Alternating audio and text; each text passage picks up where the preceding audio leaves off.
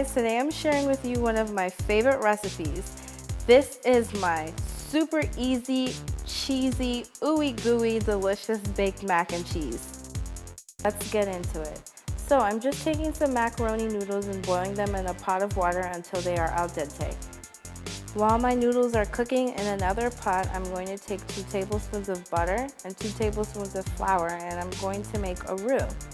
Now, I'm not very good at making this roux. It always turns out lumpy, but for some reason my mac and cheese always turns out good. So if you guys have any tips on how to successfully make a roux, make sure you comment and leave that below. I would love to learn how. Anyway, you're gonna cook the flour and butter for about 10 minutes, stirring consistently. Make sure you cook it for at least 10 minutes, otherwise your mac and cheese is gonna taste like flour. Nobody wants that. After the 10 minutes is up, I'm going to add 2 cups of milk to the mixture, and I'm going to stir it and simmer it on medium to low heat. This is the most important part. You have to simmer this milk or it will not thicken. So at this point, I'm going to start seasoning our milk mixture. The first thing that I do is I add in half of an onion that has been finely chopped and diced.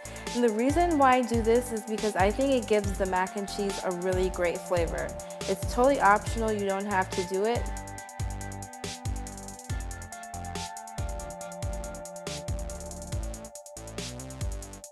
For more flavor, I also add in a bay leaf. I let that simmer in with the milk mixture.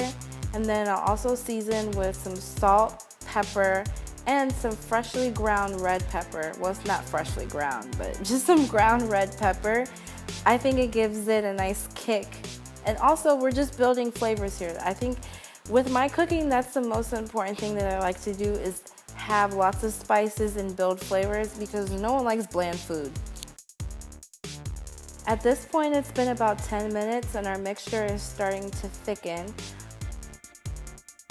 I'm gonna remove the bay leaf because we don't want to leave that in there. And I didn't show this part on camera, but at this point you would also temper in an egg. It's basically where you just take an egg, whisk it up in a bowl, and then pour it into the milk slowly. And once the egg has been added, it's time for my favorite part. It's time to add the cheeses. So today I'm using just 2 cheeses. I'm using sharp and mild. You can use whatever cheeses that you want to use. I always change it up. Today's recipe, I'm just going to go with the 2 cheddars. Sometimes I like to use Monterey Jack or white cheddar, but basically whatever cheese you have on hand, just use that. Just take a look at that cheesy goodness. Oh my gosh, it's like liquid gold.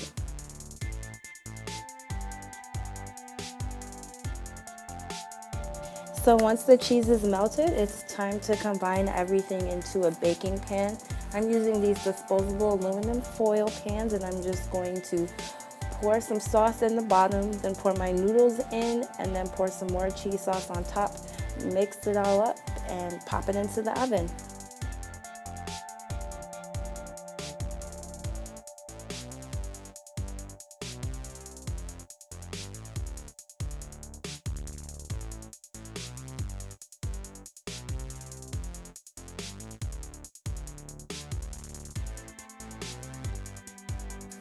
We're gonna bake the mac and cheese at 350 for about 30 to 45 minutes. I've also sprinkled some extra cheese on top to make it extra cheesy and good.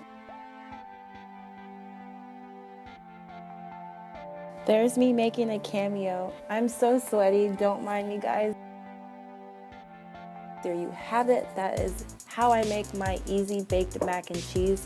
Such a good recipe. Everyone should know how to make mac and cheese. I hope you guys enjoy it, and I'll see you in my next video. Bye.